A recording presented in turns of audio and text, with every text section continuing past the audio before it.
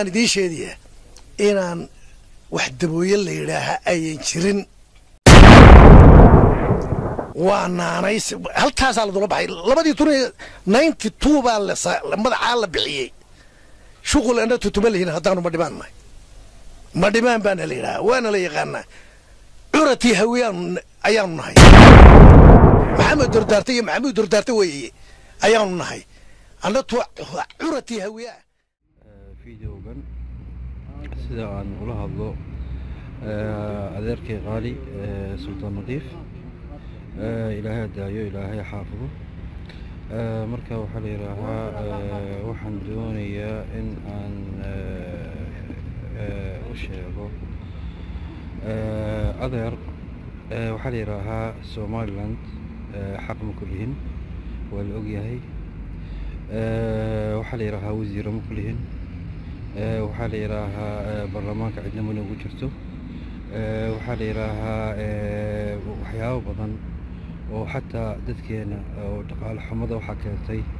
cadaadista ay xukuumadda Soomaaliland ay ku hayso dadkeena aanay waxba ogolayn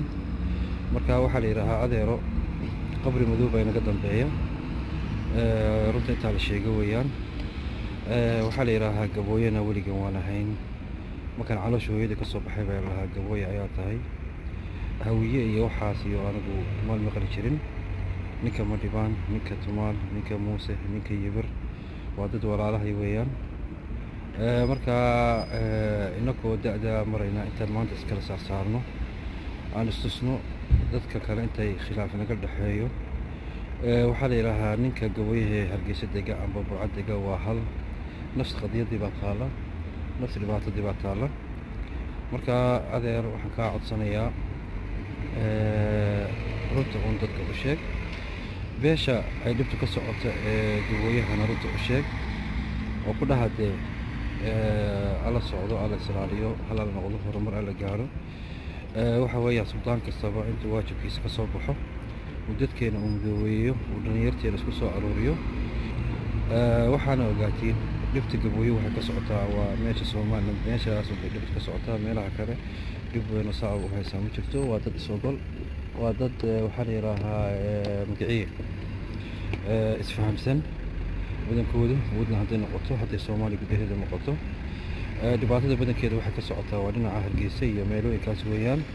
marka anigu waxaan jecelahay salaadiinta gudoomiyaasha